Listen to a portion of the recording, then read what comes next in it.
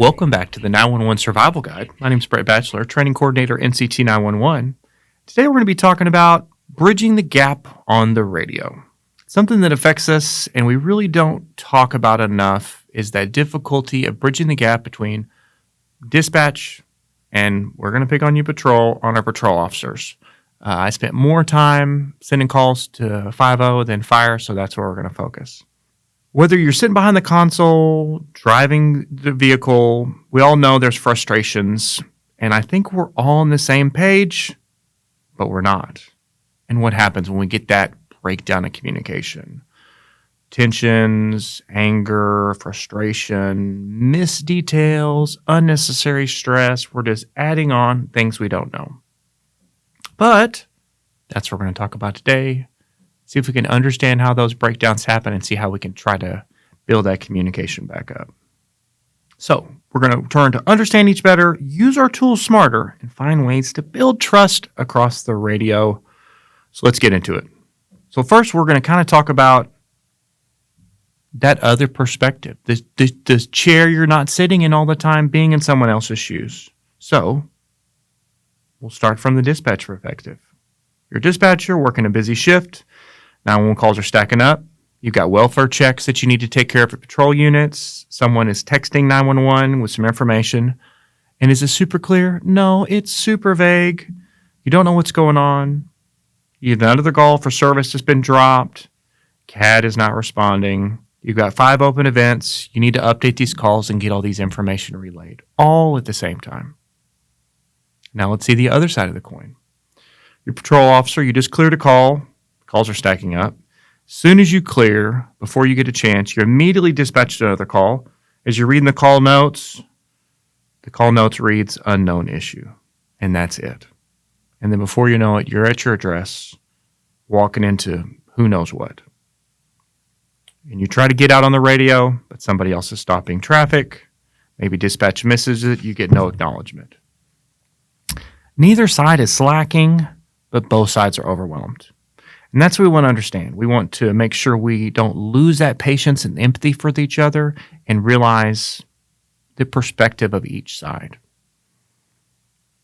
And what can we do? We got to do those things. We got to bridge those gaps. A lot of times we have it, like when patrol is new and dispatchers are new, we get these great things called ride-alongs when we get to go in the patrol car and run around and chase bad guys with y'all for a little bit. Or, sometimes we get sit-alongs where we got a recruit come in and sit with dispatch. Usually, that's when the FTO has got some time off. They got to figure out where to put the dispatcher, and they come in and they sit with us. And usually that is such a great time to be able to communicate, understand each other. But right at the beginning of our career, those things would be forgotten. So make sure we work those things in, come back along, change perspective, see it beyond the own lens of what your job is right there. That can really make a big difference. Now let's talk about some of those top breakdowns, those breakdown in communications, the things that happen. We'll talk about top 3, maybe different 3 for you, but we're going to talk about that missing or that unclear information. If you had $1 for every time somebody called in with an unknown issue, or I have an injury, but I don't know how it happened, or something's happening, I don't care, just send officers, we could all retire today, right? And it's not always avoidable. Definitely we need to make sure we're doing our job as dispatchers, asking those questions, being investigatory, pulling those resources and information. But we can't get the information if they're not going to tell it to us, right? We can do our job better, but that's frustrating. Units rolling up on the scene with no details, walking into an unknown situation. That's scary. That's stressful, right? There are people we know that are training to kill and fight police officers, and they don't know what they're walking into every day, and that can be very stressful. As a dispatcher, we are their primary backup, unless there's another unit on scene. We're their number one point of contact and lifeline. So that can be really frustrating. Units not knowing going on, we not knowing what's going on when we're sending our units out there. Especially when the callers don't want to talk to us. It's fine to send a patrol officer, and then patrol gets on scene and they tell patrol everything. And then patrol is like, dispatch, what did you do? Did you even ask them? As soon as I got on scene, I got all the details. Listen, we did. They just didn't want to tell us, right? Sometimes that's going to be the way. We just got to give each other a little grace, follow up, understand those things. And what's the next one we're going to talk about? That tone.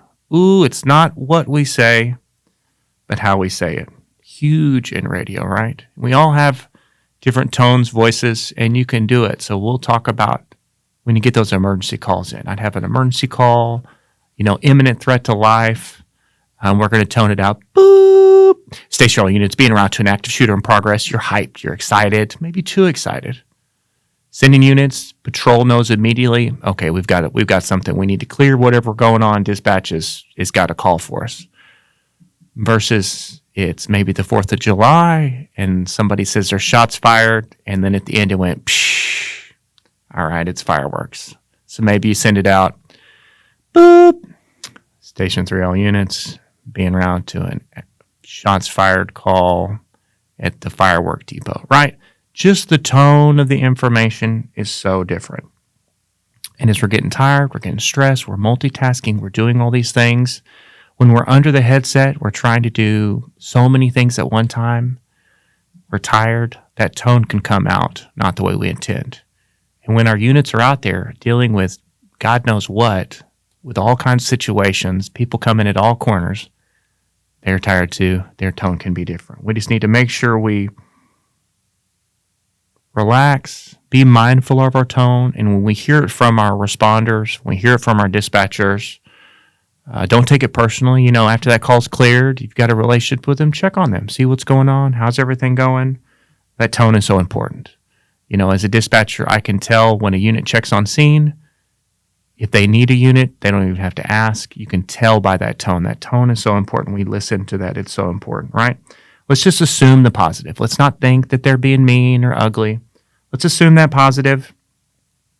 If we're not sure, follow up. We're going to be dealing with these guys and girls on the radio all day long, all week long, all year long. Follow up. Figure out what's going on. Hey, you were talking to me crazy. Is everything okay? Hey, dispatch, what's going on? Did I make you upset? Just break those things down. And then the other one we're going to talk about is technology is amazing. Next Gen 911, all the things we have compared to when I started. But that over-reliance on technology can really be difficult as well. Technology is great. We have our new hire classes we host here, and we talk about all the technology, and sometimes it can feel like drinking from a fire hydrant. There's just so much. And we have all these great tools. But as soon as those tools start breaking down or we're too reliant on them, we get in trouble. Whether that's relying on your auto replay, different kind of things, we need to make sure we do those things. And, obviously always follow your policy and procedures. Don't do the silent dispatching, sending them a message and not checking on the radio. I know that replay's going to hear it. I'll just 10-4 the unit. I'm not going to ask him to repeat. And then you go to replay and the replay's not there. And now you're stuck. Right? And rightfully so, officers don't want to have to repeat everything all the time. I hate having to tell my kid 4 times, pick up your stuff. We're going to bed. Go brush your teeth. Go brush your teeth. Go brush your teeth. Go brush your teeth, right? They're trying to stop traffic and all day long. 10-9, 10-9, 10-9. They're tired. They're frustrated. They're thinking, what is dispatch doing? Are they just Netflixing in there? They're doing nothing? Right? It's about building those relationships, understanding each other. Like we've talked before. Hey, I copied this part. 10-9 this part. Repeat this part of it. Make sure you're clear, have that good clarity, have good communication. Know what your tools are. Don't depend on them. Use them as a resource. But make sure we're just having that good communication with each other. Next thing we're going to talk about is the new emerging technology. And then something that is a big hot button topic that I'm passionate about is mental health. As technology changes, it's coming so fast. Like we talked about drinking from that fire hydrant. It can be incredible. There's countless stories of this new technology. The Apple Watch detection falls down, sends the notification to 911 through the technology. You're able to find the caller, dispatch units, and save them. But with all these new things, there's another side of it. It can be understanding the new technology, training on those things, and then making sure the patrol is aware of all this technology that we have. We've just went live with real-time text here at NCT 911 region-wide. It's very exciting. Understanding how that works, understanding that new technology, educating our community about those things so that officers know, dispatchers know. What is real-time text? Live texting. As you're texting, the characters are populating up and back and forth, so you don't have to hit send, but it's over a voice medium, so we also, as dispatchers, can hear what's going on in the background, a lot of more context. Another layer, and letting officers know about that. All these new AI tools that are coming out are very exciting, but you can't become, like we said, reliant on those things. Flagging things, suggestions, the new technology. In CAD, when they first had unit recommendations for calls, was great. But you can't just take the recommendation. We are all dispatchers here. We need to make sure we're looking at what units are available, knowing what's happening in our city and what calls are happening, being able to handle those. And then the mental health component of that. All this new technology coming constantly, ever changing. It's more pressure. It's more stress. It can feel overwhelming at times. Something the public maybe doesn't realize is they see that call, one accident at the Quick Trip gas station. Well, that's just one accident. It's one call for service. That's not a big deal. Well, if you talk in the early 2000s, let's go back to 2002. Not everybody's got a cell phone. You get an accident at whatever your favorite gas station is. Minor accident. Who calls? The gas station calls. Calls 911, minor accident. Send units in or out. Done. One caller, one call for service. Done. Now we'll go back to when I first started 15 years ago. Everybody's got cell phones. Everybody's calling in. So at this minor accident at the gas station, if you got nothing going on, you could have 15 callers calling in. Get the same call for service, one unit being sent out, one call for service being cut, exponentially growing on the number of callers, the number of impact and volume that's bringing into 911. And now you talk about today. We've got Quick Trip calling. We've got all of our citizens around calling for that minor accident. We've got people texting to 911, real-time texting to 911, video chatting to 911. We still get that one dispatcher under that headset. That's a lot more work. But maybe the public doesn't see that. And it's not that we don't want you to call. We want all that valuable information. We need more than just one person to call us on things sometimes. We need to get that more information. But that more information is going to lead to more work and can feel more pressure. We want to have those technology tools. I always talk about if you enjoy baking or cooking or working on cars or whatever it is, there are certain tools that you need for certain specific jobs. And if you don't have that $30 tool from AutoZone or $30 tool from Joann's Fabric, it's really going to make it difficult. And you don't need it all the time. But man, when you get down to that job and you need that tool, it's so great to be able to have it. And that's what we want to do with all this technology. Have that tool available and ready to use when the opportunity presents itself. Having that better communication just isn't efficient. It's protective. It's going to keep our units safe. It's going to keep our mental health better. So important. And then building better partnerships. We unfortunately get siloed. You're in there doing your own thing, and that's just how we are as people. I'm married with a wonderful wife and got 3 little kids. And it's crazy. I don't hardly get nothing done outside of my nuclear family of 5 people because there's just so much going on. We kind of silo ourselves because we're so busy.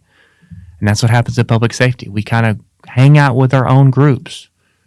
Dispatchers hang out with dispatchers, and we kind of do our own thing. Patrol hangs out with patrol, fire with fire. We hang out together. But we need to build those partnerships and go out of our way to check on each other and communicate with each other, see how things are going, and update things. Like we talked about, those sit-alongs at the beginning are great. It's really important to do those as your career commences. Go down into patrol briefing, see what they're getting their updates are, and have the sergeant come up and see what updates we've got for them in dispatch. When we get to the SISM component, debriefing on those tough calls, make sure we're all doing that together. We have an individual patrol, dispatch, fire, whoever it is, but then we need to all get together, work together. Make sure you ask, what do you need from me? How can we work together? Anytime anybody who's being honest with themselves, when dispatch goes out there on the street, and you see what officers are doing, our firefighters are doing, you're like, wow, that's amazing. Whew. I'm glad I get to go back inside and sit where it's cool and air conditioned, right? And any officer I've ever had sit with me in a sit along goes, whew, man, I'm so glad you send me the calls and I'm not on this end, right? We have that respect. We have that admiration for each other. Just to make sure we remember that, build those partnerships. And when you're thinking about those things, if you're having trouble with your shift is not working well, your patrol shift, do some small activities, do things, get to know each other, have potlucks, write down things. Hey, an activity like 5 things I wish patrol knew about dispatch. 5 things I wish dispatch knew about patrol. Small things that you want to do anonymously just to try to bridge that gap so you can better work together, right? Our role as telecommunicators, be that first point of contact, get them help as soon as we can, get as much information as we can so we can keep our first responders as safe as we possibly can. Our first responders, they're there. They're ready to be sent. Got that radio, they're just waiting for the call. We're all working on that same mission. We just want to work together better, not be butting our heads with each other. So as we wrap up this episode of the 911 Survival Guide, I hope it's been helpful. We always get stuck in our perspective. Remember to think of the other side of it. And until next time, this is Brett, and we're signing off.